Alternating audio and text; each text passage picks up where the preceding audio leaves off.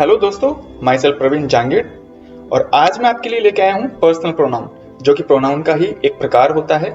इससे पिछले वाली वीडियो में हमने देखा था प्रोनाउन की परिभाषा, प्रोनाउन के कितने प्रकार होते हैं। तो उन्हीं प्रकारों में से जो पहला प्रकार है, जो पहला टाइप है प्रोनाउन का, वो है पर्सनल प्रोनाउन। तो देखिए दोस्तों, बिना किसी देरी के हम शुरुआत करते हैं पर्सनल प्रोनाउन के बारे में जानने की। तो देखिए दोस्तों, पर्सनल प्रोनाउन ऐसे सर्वनाम होते हैं जो केवल व्यक्तियों के नाम के स्थान पर लिखे जाते हैं। उन्हें ही हम क्या बोलते हैं? व्यक्तिवाचक सर्वनाम। अब बात रही ये कि भाई पर्सनल प्रोनाउन में कितने प्रोनाउन आते हैं। तो देखिए दोस्तों, सिंपली इसमें केवल 7 प्रोनाउन को शामिल किया गया है, जिसमें I, we, you, he, she, it और दे। इन 7 प्रकार के प्रोनाउंस को हम पर्सनल प्रोनाउन कहते हैं। इन्हीं 7 प्रकार के प्रोनाउन के बारे में मैं आपको डिटेल से बताना चाहता हूं दोस्तों। तो देखिए, इनका जो प्रयोग होता है वो कुछ इस तरह से है। आई का जो प्रयोग होता है दोस्तों, वो एकवचन और स्त्रीलिंग, साथ साथ में पुल्लिंग संज्ञा के स्थान पर भी आई का प्रयोग किया जाता है। जैसे मैंने यहाँ पे एग्जाम्पल में लिखा है, आई एम ए प्रिंसेसेस। तो देखिए दोस्तों, मैंने आपको कहा था कि आई का जो यूज होता है ना, वो स्त्रीलिंग के लिए भी होता है और पुल्लिंग के लिए भी। ठीक है, यहाँ पे जो प्रिंसेसेस है वो स्त्रीलिंग में है, लेकिन एक कंडीशन इसने पूरी नहीं की, और वो एक कंडीशन है कि ये एक वचन में नहीं है, इसलिए पूरा सेंटेंस गलत हो गया। और इसका जो सही रूप होगा वो क्या होगा? प्रिंसेस। प्रिंसेस का मतलब क्या होता है? राजकुमारी, और ये एक वचन में आएगी।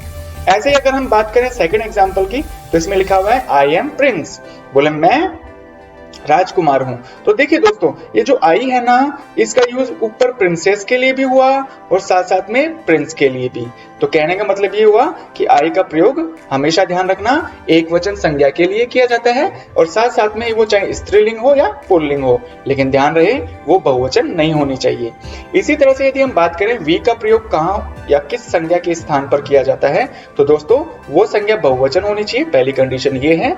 और दूसरी कंडीशन है कि वो चाहे स्त्रीलिंग हो या पुल्लिंग हो, दोनों के ही साथ में हम वी का प्रयोग करते हैं। मतलब दोनों प्रकार की जो संज्ञाएं होती है ना, स्त्रीलिंग और पुल्लिंग, उन्हीं के स्थान पर हम वी का प्रयोग कर सकते हैं। अभी फॉर एग्जांपल हम देखें यहाँ पे, तो यहाँ पे लिखा हुआ वी आर बॉयज। तो देखिए दोस्तों, और सेकंड एग्जांपल में भी लिखा हुआ है वी आर गर्ल्स। तो देखिए दोनों स्थितियों में यहाँ पे सब्जेक्ट क्या है दोस्तों? वी है, लेकिन यहाँ पे बॉयज आया तो भी वी का इस्तेमाल किया, और गर्ल्स आया तो भी वी का इस्तेमाल किया। तो कहने का मतलब क्या हुआ दोस्तों? यहाँ पर बॉयज और गर्ल्स यानी कि पुल्लिंग या फिर स्त्रीलिंग हो, दोनों ही स्थितियों में हम वी का प्रयोग करेंगे, लेकिन कंडीशन ये होनी चाहिए कि दोस्तों वो जो संज्ञाएं होंगी वो हमेशा बहुवचन रूप में प्रयोग की जाएंगी। इसी तरह से यदि यू का प्रयोग हम समझें, यू का जो प्रयोग होता है ना, वो एक वचन और बहुवचन दोनों प्रकार की संज्ञाओं के साथ में किया जाता है, और साथ ही साथ वो चाहे स्त्रीलिंग हो या पुल्लिंग हो, दोनों के लिए हम यू का इस्तेमाल करते हैं। लेकिन एक चीज का आपको ध्यान रखना है दोस्तों, देखिए यू का प्रयोग चाहे एक वचन के लिए हो, बहुवचन संज्ञा के स्थान पर किया जाए, या स्त्रीलिंग या पुल्लिंग संज्ञाओं के स्थान पर किया जाए, लेकिन यू के बाद में आने वाली जो वर्ब होगी, जो हेल्पिंग वर्ब होती है ना, वो हमेशा बहुवचन कर्ता के लिए प्रयोग में ली गई हेल्पिंग वर्ब का प्रयोग ही किया जाएगा। मतलब सीधी सी बात यह है दोस्तों कि यू के साथ हमेशा बहुवचन कर्ता के लिए जो भी हेल्पिंग वर्ब का प्रयोग करते हैं, उसी हेल्पिंग वर्ब का प्रयोग यू के साथ किया जाएगा। ऐसा नहीं है कि भैया यू लिख दिया और एक वचन संज्ञा के लिए इसका प्रयोग किया जा रहा है तो एक वचन वाली क्रिया लगा देंगे, वो बिल्कुल गलत होगा। अब जैसे मैं यू के कुछ एग्जाम्पल देखूं ना, तो इसमें है first, you are a king. ठीक है, ये जो किंग है एक वचन है, इसलिए यू का प्रयोग हुआ, और साथ में पुल्लिंग भी है। सेकेंड एग्जाम्पल में देखें, यू आर किंग्स। यहाँ पे ये किंग्स क्या है? पुल्लिंग है, लेकिन बहुवचन में भी है, इसलिए हम यू का इस्तेमाल यहाँ पे भी कर सकते हैं। इसी तरह से यदि थर्ड सेंटेंस की तरफ देखें, तो यहाँ पे लिखा हुआ है यू आर माई नीस। नीस का मतलब होता है भतीजी। तो देखिए दोस्तों, यहाँ पे जो भतीजी है ना, वो स्त्रीलिंग है कि नहीं, और एक वचन भी है। तो चाहे स्त्रीलिंग हो या पुल्लिंग हो, एक वचन हो या बहुवचन हो, सभी प्रकार की संज्ञाओं के स्थान पर हम यू का प्रयोग कर सकते हैं। लेकिन ध्यान रखिएगा, यू के बाद में हमेशा बहुवचन कर्ता वाली हेल्पिंग वर्ब का प्रयोग किया जाएगा। जैसे मैंने यहाँ पे आर लिखा है ना, नीचे भी आ रहा है, नीचे भी आ रहा है यू के बाद में। ऐसे हम यू के बाद में हैव या वर का यूज भी कर सकते हैं। इसी प्रकार से यदि हम ही के प्रयोग की बात करें, तो दोस्तों ध्यान रखना, ही का प्रयोग एक वचन और पुल्लिंग संज्ञा के स्थान पर ही किया जाता है। अगर हम इसका एग्जाम्पल देखें, तो एग्जाम्पल में लिखा हुआ है he was your father's in law. तो देखिए दोस्तों, ये सेंटेंस है ना, देखने में तो लग रहा है कि हाँ बिल्कुल सही है, लेकिन यहाँ पे देखिए फादर्स इन लॉ बहुवचन में है। मैंने कहा था ना कि ही का प्रयोग पुल्लिंग के साथ में तो होता है, लेकिन वो पुल्लिंग एक वचन के रूप में होना चाहिए, इसलिए सेंटेंस गलत हुआ और इसका सही क्या होगा, फादर इन लॉ। इसी तरह से अगर शी का प्रयोग देखें तो इसका प्रयोग भी एक वचन के साथ में होता है, लेकिन साथ ही साथ ये स्त्रीलिंग संज्ञा के स्थान पर इसका प्रयोग किया जाता है। देखिए दोस्तों, अगर एग्जाम्पल की बात करें तो यहाँ पे लिखा हुआ है शी वॉज माई ब्रदर। तो देखिए दोस्तों, यहाँ पे जो ब्रदर है, क्या उसके लिए हम शी का इस्तेमाल कर सकते हैं? नहीं, क्योंकि हम यहाँ पे शी का प्रयोग देख रहे हैं, तो अच्छा यही होगा कि ब्रदर की जगह मैं क्या लिख सकता हूँ, सिस्टर। आप चाहें तो शी की जगह ही भी लिख सकते हैं। इसी प्रकार से यदि हम इट का प्रयोग देखें तो इट का प्रयोग हमेशा एक वचनकर्ताओं के लिए किया जाता है, लेकिन वो एक वचनकर्ता क्या क्या होने चाहिए, छोटे बच्चे हो सकते हैं, छोटे प्राणी हो सकते हैं और निर्जीव संज्ञाएं हो सकती हैं। जैसे मैंने यहाँ पे लिखा first example, it is an infants. तो देखिए दोस्तों, जो इन्फेंट होता है ना, वो शिशु होता है। शिशु क्या है, उसका जो स्त्रीलिंग और पुल्लिंग हमें एग्जैक्टली पता नहीं होता जब तक कि पूरी इन्फॉर्मेशन उसके बारे में लिख न दी जाए। तो देखिए दोस्तों, यहाँ पे एक वचन होना चाहिए था, ये बहुवचन रूप में मैंने लिख दिया, इसलिए गलत हुआ और इसका सही क्या होगा, इन्फेंट। इसी तरह से यदि मैं सेकेंड एग्जाम्पल की तरफ देखूं तो इट इज एन एंट। तो यहाँ पे एंट का मतलब क्या होता है दोस्तों, चींटी। और साथ ही साथ ये जो एंट है वो एक वचन रूप में है, इसलिए ये वाक्य बिल्कुल सही है। इसी तरह से थर्ड एग्जांपल की तरफ देखें तो पता चलता है it is my brothers chair. ये जो कुर्सी है वो मेरे भाई की है। तो यहाँ पे जो चेयर है वो एक वचन रूप में इस्तेमाल हो रही है और साथ ही साथ ये निर्जीव भी है, इसलिए हम इसके लिए इट का प्रयोग कर सकते हैं। यदि हम लास्ट में जो पर्सनल प्रोनाउन आएगा और वो है दे, इसका प्रयोग देखें तो दे का प्रयोग हमेशा बहुवचन रूप में और स्त्रीलिंग और पुल्लिंग दोनों संज्ञाओं के स्थान पर हम इसका प्रयोग कर सकते हैं। एग्जाम्पल में देखें तो पता चलता है कि they are my best friend.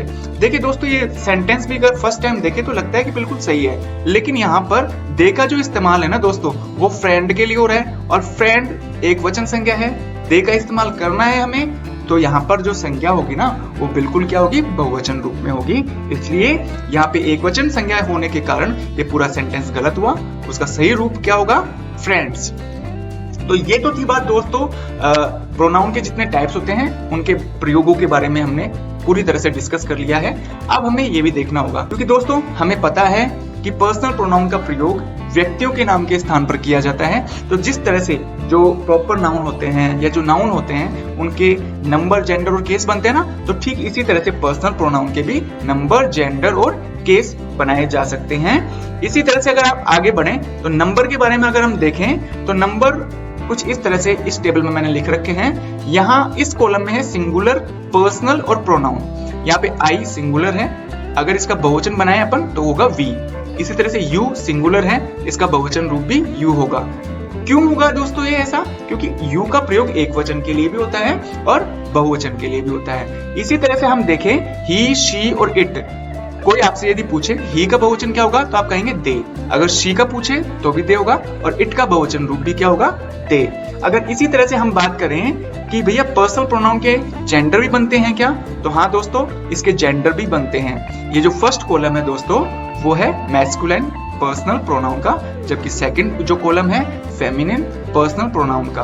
तो देखिए आई का फेमिनिन क्या होगा, आई। क्यों होगा, क्योंकि आई का जो प्रयोग होता है वो पुल्लिंग संज्ञा के लिए भी किया जाता है और स्त्रीलिंग संज्ञा के लिए भी किया जाता है। ठीक इसी तरह से वी का फेमिनिन जेंडर भी वी होगा, यू का फेमिनिन जेंडर यू होगा, लेकिन ध्यान रखिएगा दोस्तों, ही का जो फेमिनिन जेंडर होता है ना वो शी होता है। इसी तरह से इट का इट, दे का दे। अगर हम बात करें आगे केस की, तो दोस्तों अब जो ये केस वाली टेबल आने वाली है ना, इसको आपको अच्छी तरह याद करना होगा और साथ ही साथ में जो मैंने हर पर्सनल प्रोनाउन के लिए जो मैंने हिंदी लिख रखा है ना नीचे, उसको भी कंठस्थ याद करना होगा।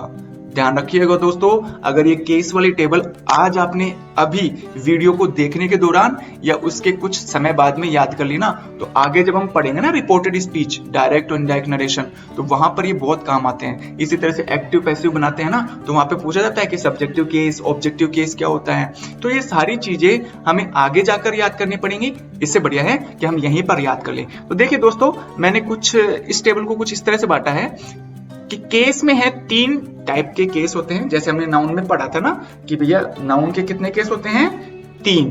तो ठीक उसी तरह से पर्सनल प्रोनाउन के भी 3 केस होते हैं, सब्जेक्टिव केस, पजेसिव केस और ऑब्जेक्टिव केस। इसी तरह से अगर राइट साइड में देखें ऊपर की तरफ, यहाँ पे लिखा हुआ है first person personal pronoun, second person और ये थर्ड पर्सन।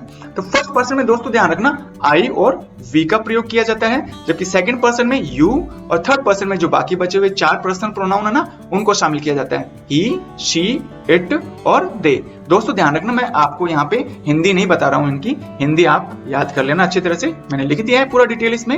और हमेशा ये ध्यान रखिएगा दोस्तों, आपको बहुत कम ऐसी चीजें मिलेंगी जहां पर आपको ये जो केस वाली टेबल है ना उसमें आपको हिंदी भी देखने को मिले साथ साथ में। तो देखिए दोस्तों, अब मैं आपको याद कराने की कोशिश करता हूँ। यदि आपसे कोई पूछे कि आई का पॉजिटिव केस क्या है, माई, अगर ऑब्जेक्टिव केस पूछे तो मी, आई, माई, मी। इसी तरह से we, our, us, you, your, you, he, his, him, she, her, her, it, its, it, they, their, them। तो ये आपको जो केस टेबल है ना, ये वाली केस की जो टेबल है वो कंटेस्ट याद करनी पड़ेगी। तो ठीक है दोस्तों, आपको क्या पता चला कि पर्सनल प्रोनाउन के नंबर, जेंडर और केस भी बनते हैं।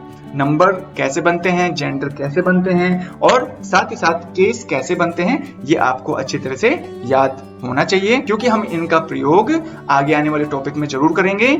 अगर हम अब लास्ट वाला जो टॉपिक है इसका वो देखने की कोशिश करें तो दोस्तों वो है टाइप्स ऑफ पर्सनल प्रोनाउन। तो देखिए दोस्तों, पर्सनल प्रोनाउन के अब तक हमने क्या क्या पढ़ लिए, पहले तो ये देखना जरूरी है।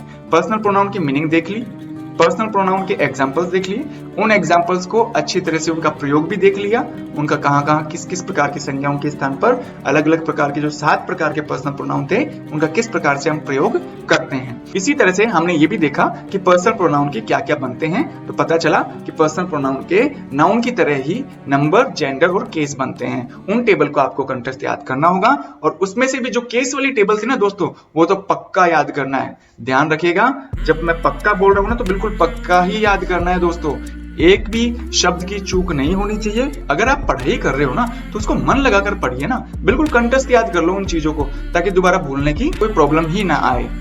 चलिए दोस्तों, अब देखते हैं हम कि पर्सनल प्रोनाउन के कितने टाइप होते हैं। तो दोस्तों, पर्सनल प्रोनाउन के 3 टाइप होते हैं और वो 3 टाइप कुछ इस तरह से हैं, फर्स्ट पर्सन, सेकंड पर्सन और थर्ड पर्सन। तो देखिए, फर्स्ट पर्सन किसे कहते हैं, ऐसे सर्वनाम जिनका प्रयोग वाक्य का कर्ता स्वयं के लिए करता है, उन्हें हम फर्स्ट पर्सन पर्सनल प्रोनाउन कहते हैं। इसमें 2 प्रोनाउन को शामिल करते हैं, आई और वी। अगर इसी तरह से हम बात करें सेकंड पर्सन प्रोनाउन की, तो ये जो सेकंड पर्सन प्रोनाउन ऐसे सर्वनाम होते हैं जिनका प्रयोग वाक्य में श्रोता के लिए किया जाता है, मतलब जो हमारी बात सुन रहा है ना, सामने वाला जो व्यक्ति है, उसके लिए हम सेकंड पर्सन पर्सनल प्रोनाउन का प्रयोग करते हैं और इसमें केवल एक को शामिल करते हैं, यू।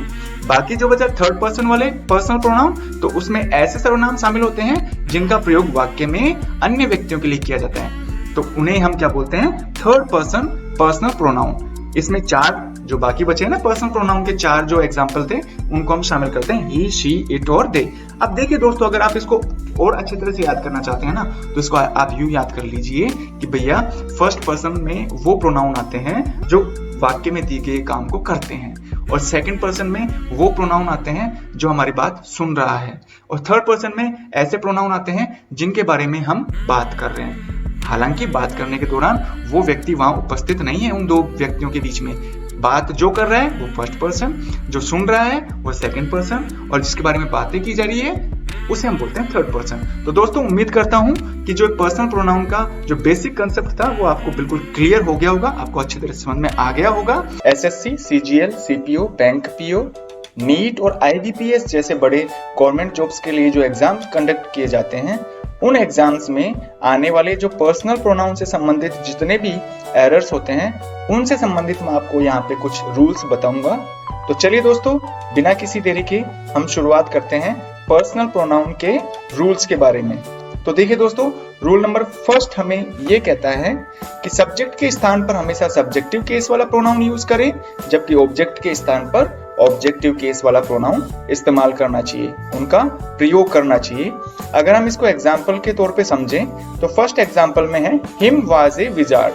तो देखिए दोस्तों, ये सेंटेंस बिल्कुल गलत है, क्योंकि यहाँ पर सब्जेक्ट के रूप में हमने हिम का यूज किया था, जबकि आपको दोस्तों पता होगा कि हिम एक ऑब्जेक्टिव केस है। और ये ऑब्जेक्टिव केस क्यों है, क्योंकि इसके बारे में मैंने पूरी इंफॉर्मेशन आपको पिछले वीडियो में बताई थी। जो केस वाली टेबल थी हमने उसमें पर्सनल प्रोनाउन के जो सब्जेक्टिव केस, ऑब्जेक्टिव केस, यहाँ तक कि पजेसिव केस के बारे में डिटेल से पढ़ा था। इसलिए हिम के स्थान पर यहाँ पे ही का प्रयोग होगा, क्यों होगा? क्योंकि ही सब्जेक्टिव केस वाला प्रोनाउन है और इसका प्रयोग हमेशा सेंटेंस में सब्जेक्ट के रूप में किया जाता है। इसी प्रकार से यदि हम सेकंड सेंटेंस में देखें तो सेकंड सेंटेंस में लिखा हुआ है Ramesh is watching A movie with she.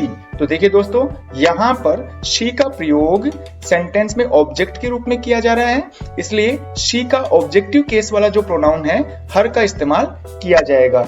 अगर ऐसे ही हम रूल नंबर 2 के बारे में देखें तो रूल नंबर 2 हमें ये कहता है कि पजेसिव केस प्रोनाउन का प्रयोग सब्जेक्ट और ऑब्जेक्ट के स्थान पर किया जा सकता है। ध्यान रखिएगा दोस्तों, सब्जेक्टिव केस वाला प्रोनाउन तो सब्जेक्ट के रूप में, लेकिन ऑब्जेक्टिव केस वाला हमेशा ऑब्जेक्ट के रूप में इस्तेमाल किया जाता है। लेकिन पजेसिव केस में ये सिचुएशन नहीं है, वो सब्जेक्ट और ऑब्जेक्ट दोनों के स्थान पर इनका प्रयोग हम आसानी से कर सकते हैं। लेकिन इसमें एक बात ध्यान देने की है कि ऐसे सर्वनाम के बाद किसी नाउन का प्रयोग नहीं होना चाहिए। यदि इस नियम को हम एग्जाम्पल के थ्रू समझें तो फर्स्ट में लिखा हुआ है ours school is closed on every Sunday. हर रविवार को हमारी स्कूल बंद होती है। तो देखिए दोस्तों, जो आवर्स है यहाँ पे ये पजेसिव केस वाला प्रोनाउन है और इसके बाद में मैंने यहाँ पे क्या यूज कर लिया? नाउन का इस्तेमाल कर लिया। स्कूल एक नाउन है। तो इस तरह से ये जो सेंटेंस है वो गलत है। यहाँ पे केवल और केवल आवर्स का यूज होना चाहिए था, या फिर आप चाहो तो आवर स्कूल भी लिख सकते हो, क्योंकि और क्या है? एडजेक्टिव है और एडजेक्टिव के बाद में हम नाउन का इस्तेमाल कर सकते हैं। इसी तरह से सेकंड सेंटेंस में देखें तो don't ruin my life and hers, कि ना तो मेरी जिंदगी बर्बाद करो और ना उसकी जिंदगी बर्बाद करो। तो देखिए दोस्तों, यहाँ पे जो हर्स है वो पजेसिव केस वाला प्रोनाउन है और इसका इस्तेमाल अकेले हो रहा है। इसके बाद में किसी संज्ञा का इस्तेमाल नहीं किया जा रहा है, इसलिए यहाँ पर हर्स का इस्तेमाल बिल्कुल सही तरीके से किया गया है। इसी तरह से यदि हम रूल नंबर 3 की तरफ देखें तो रूल नंबर 3 हमें यह कहता है कि यदि किसी वाक्य में तीनों पर्सन्स के प्रोनाउन का प्रयोग किया जाए। देखिए दोस्तों, मैंने आपको पहले बताया था कि जो पर्सनल प्रोनाउन होते हैं उसके 3 रूप होते हैं, 3 पर्सन्स होते हैं, फर्स्ट पर्सन, सेकंड पर्सन और थर्ड पर्सन।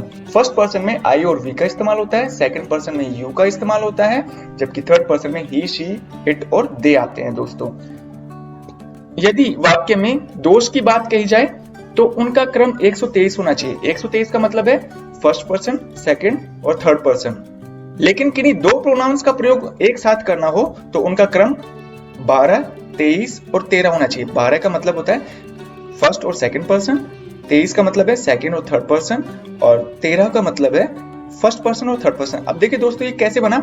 आप अगर 123 को ध्यान से देखेंगे ना तो शुरू के 2 कौन से हैं? 1 और 2, तो इनको मिलाकर 12 बन गया।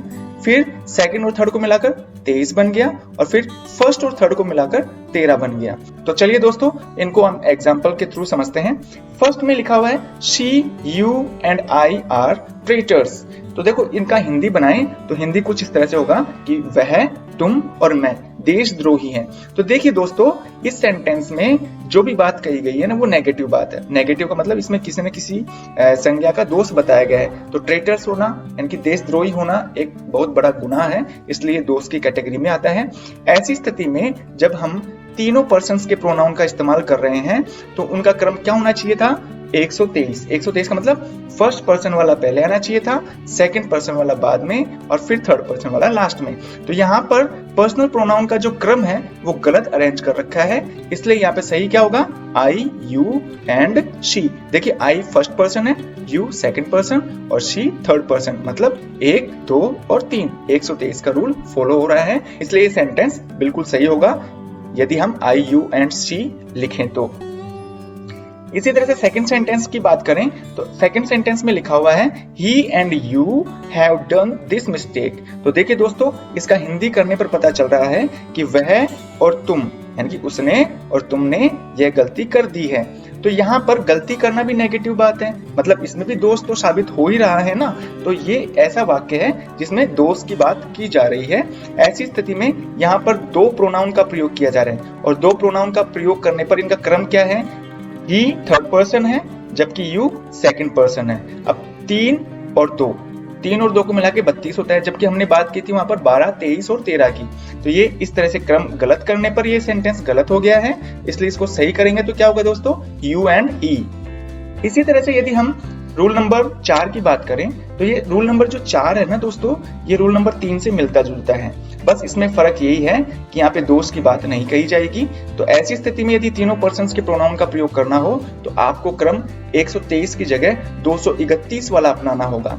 और इसी तरह से यदि दो पर्सन्स के प्रोनाउन का प्रयोग करना हो और उसमें भी दोस्त की बात नहीं कही गई है तो उनका क्रम क्या होना चाहिए, 23, 31 और 21।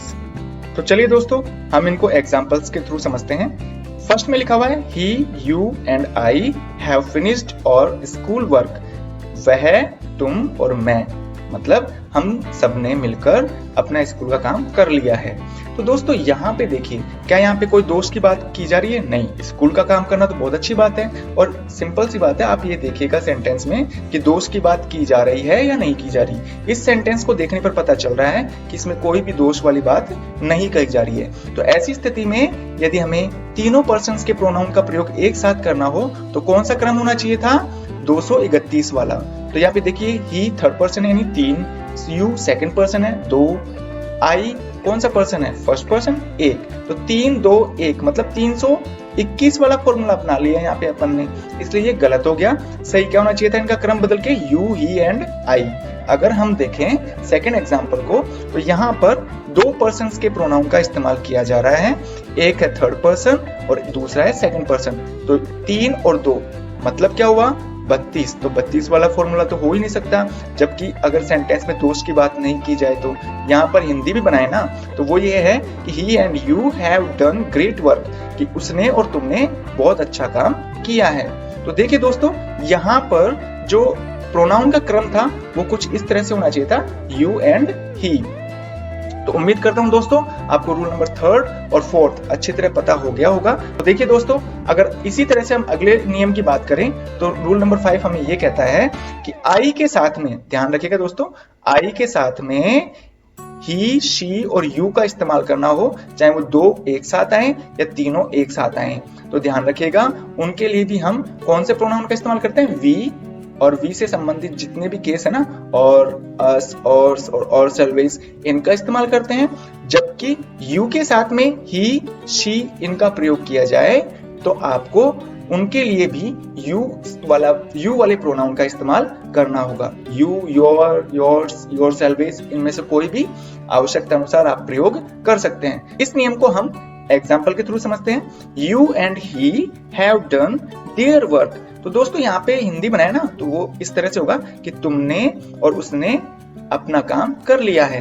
तो देखिए दोस्तों यू एंड ही के लिए यहाँ पर जो प्रोनाउन इस्तेमाल किया गया है ना वो देयर है। जबकि मैंने आपको बताया क्या था दोस्तों कि यू के साथ में यदि ही या फिर शी का इस्तेमाल किया जाए तो ऐसे सब्जेक्ट के लिए हम किसका इस्तेमाल करते हैं? मतलब कौन से प्रोनाउन का इस्तेमाल करते हैं? यू, योर, योर्स और योरसेल्व्स। तो दोस्तों यहाँ पे देयर की जगह क्या आएगा? योर आएगा। इसी तरह से सेकंड देखें तो इसमें लिखा हुआ she and I do your lesson yourselves. तो देखिए दोस्तों यहाँ पर ये जो सेंटेंस है इसमें सब्जेक्ट आ रहा है शी एंड आई, मतलब आई के साथ में ही, शी में से किसी एक का प्रयोग, शी का प्रयोग यहाँ पे हुआ है ना। तो ऐसी स्थिति में इन दोनों सब्जेक्ट के लिए हम कौन सा प्रोनाउन इस्तेमाल करते हैं? वी, वी वाला। तो यहाँ पे दोस्तों देखिए योर की जगह और आना चाहिए, योरसेल्व्स की जगह और सेल्व्स का प्रयोग होना चाहिए। इसी तरह से यदि हम अगले नियम की तरफ चलें तो रूल नंबर 6 हमें ये कहता है कि जो मैंने नीचे आपको जो शब्द लिख रखे हैं ना सारे, इनके बाद हमेशा पर्सनल प्रोनाउन के ऑब्जेक्टिव केस का प्रयोग होता है। ना तो सब्जेक्टिव केस का प्रयोग होता है ना पजेसिव का, केवल और केवल ऑब्जेक्टिव केस का इस्तेमाल किया जाता है। जैसे लेट प्रीपोजिशन हो कोई सा भी, लाइक, अनलाइक, चिरन फॉर्म में जो वर्ब होती हैं उनका प्रयोग हो सकता है, एक्सेप्ट या इन्फिनेटिव। तो इन्हीं शब्दों के बाद में हमेशा ऑब्जेक्टिव केस वाले प्रोनाउन का इस्तेमाल किया जाता है। चलिए इनको एग्जांपल से फिर दोबारा समझने की कोशिश करते हैं हम। फर्स्ट में है let I do my work. तो देखिए दोस्तों यहाँ पे लेट का प्रयोग हुआ है ना, लेट के बाद आने वाला जो ये प्रोनाउन है ना, पर्सनल प्रोनाउन आई, इसका इस्तेमाल सब्जेक्ट के रूप में हो रहा है। जबकि हमें कौन से केस में इसका इस्तेमाल करना चाहिए था? ऑब्जेक्टिव केस में। तो दोस्तों आई की जगह यहाँ पे मी आएगा। Let me do my work, मुझे मेरा काम करने दो। ऐसे सेकंड सेंटेंस में देखें तो यहाँ पे लिखा हुआ शी लाफ्ड एट them। तो देखिए दोस्तों at जो है यहाँ पे ये एक प्रीपोजिशन है और प्रीपोजिशन के बाद में हमेशा ऑब्जेक्टिव केस वाले प्रोनाउन का इस्तेमाल होता है और जो them है वो they का ऑब्जेक्टिव केस वाला पर्सनल प्रोनाउन है, इसलिए ये सेंटेंस बिल्कुल सही है। अगर हम थर्ड सेंटेंस की बात करें तो थर्ड सेंटेंस में लिखा हुआ है आई एम लाइक ही, कि मैं उसकी तरह हूं। तो दोस्तों यहाँ पे लाइक जो शब्द है ना, लाइक के बाद में हमेशा कौन से केस का प्रोनाउन आता है?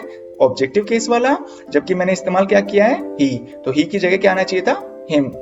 इसी तरह से फोर्थ सेंटेंस में देखें तो इसमें लिखा हुआ है दोस्तों thinking him gives me happiness, मतलब यहाँ पे जिरंड रूप में वर्ब का इस्तेमाल सब्जेक्ट के रूप में किया जा रहा है, इसलिए जिरंड हमेशा ध्यान रखिएगा दोस्तों, जिरंड जो होता है ना वो एक्चुअल में वर्ब को डिनोट नहीं करता है, वो नाउन को डिनोट करता है। तो इसीलिए जो जेरंड है इसके बाद में हमेशा कौन से केस का प्रोनाउन आना चाहिए था? ऑब्जेक्टिव केस वाला, और यहाँ पे ऑब्जेक्टिव केस वाले प्रोनाउन का इस्तेमाल किया गया है। फिफ्थ सेंटेंस में mister Raghu wanted to give she a gift, तो दोस्तों यहाँ पे हिंदी होगा मिस्टर रघु उसे एक गिफ्ट देना चाहते थे। तो देखिए दोस्तों यहाँ पर टू प्लस फर्स्ट फॉर्म के रूप वाली वर्ब है, यानी कि टू प्लस फर्स्ट फॉर्म के रूप वाली वर्ब को हम इंफिनिटिव कहते हैं और इंफिनिटिव के बाद में हमेशा ऑब्जेक्टिव केस वाले प्रोनाउन का प्रयोग किया जाता है, लेकिन यहाँ पे मैंने शी यानी कि सब्जेक्टिव केस वाले प्रोनाउन का प्रयोग कर दिया, इसलिए ये गलत है सेंटेंस। सही क्या होगा? शी की जगह क्या इस्तेमाल करेंगे? हर। रूल नंबर 7 हमें ये कहता है दोस्तों कि जो दो शब्द लिखे हैं ना एज और देन, इनके बाद में हमेशा सब्जेक्टिव केस वाले प्रोनाउन का ही इस्तेमाल किया जाता है। तो देखिए दोस्तों इसमें लिखा हुआ है फर्स्ट एग्जांपल में Raveena is as fast as him, तो देखिए दोस्तों यहाँ पे एज का यूज हो रहा है ना। तो देखिए दोस्तों ध्यान ये रखना है आपको कि एज और एज हमेशा पॉजिटिव डिग्री को दर्शाता है, तो यूं भी कह सकते हैं आप कि पॉजिटिव डिग्री के बाद में हम सब्जेक्टिव केस वाले प्रोनाउन का प्रयोग करते हैं। तो एज के बाद हिम आया, एज के बाद सब्जेक्टिव केस वाले प्रोनाउन का इस्तेमाल होना चाहिए था, इसलिए यहाँ पे हिम की जगह ही आएगा। इसी तरह से सेकंड एग्जांपल में लिखा हुआ है he is smarter than me, तो यहाँ पे ये कौन सी डिग्री है? अगर आपने थोड़ी बहुत भी इंग्लिश पढ़ रखी होगी तो आप जरूर बताएंगे कि ये कंपैरेटिव डिग्री है। कंपैरेटिव डिग्री के बाद में देन का यूज होता है और देन के बाद हमेशा अगर पर्सनल प्रोनाउन का इस्तेमाल करना है तो वो होना चाहिए सब्जेक्टिव केस में, जबकि ये जो है ना दोस्तों मी, ये ऑब्जेक्टिव केस वाला प्रोनाउन है, इस वजह से ये सेंटेंस गलत हुआ। इसका सही रूप कब होता? जब हम मी की जगह आई का इस्तेमाल करते। तो देखिए दोस्तों अब जितने भी हमने नियम पढ़े हैं उन नियमों के आधार पर मैंने यहाँ पे एक एक्सरसाइज बनाई है, इसमें मैं चलो आपको एक एग्जाम्पल बता देता हूँ, बाकी 4 एग्जाम्पल्स का जो आंसर है आप मुझे कमेंट बॉक्स में जरूर लिखेंगे। तो चलिए दोस्तों मैं आपको एक्सरसाइज में जो फर्स्ट है वो बता देता हूँ। Ravi and Mohan are very regular in his habits, तो देखिए दोस्तों यहाँ पे जो रवि एंड मोहन है ना ये सब्जेक्ट में है और सब्जेक्ट में 2 नाउन का इस्तेमाल हुआ है और 2 नाउन होने की वजह से ये बहुवचन हो गए। बहुवचन नाउन के लिए हम किसका प्रयोग करते हैं? कौन से प्रोनाउन का प्रयोग करते हैं? दे का, न कि हिज का प्रयोग करते हैं। तो दे का जो पॉजिटिव केस है देयर, वो यहाँ पे आना चाहिए था, इसलिए ये सेंटेंस गलत हुआ। इसका सही रूप क्या होता? Ravi and Mohan are very regular in their habits. तो ठीक है दोस्तों, बाकी 4 के जो आप आंसर मुझे कमेंट बॉक्स में जरूर लिखिएगा। अगर कोई प्रॉब्लम आती है तो आप मुझे जरूर बताइएगा। थैंक यू दोस्तों।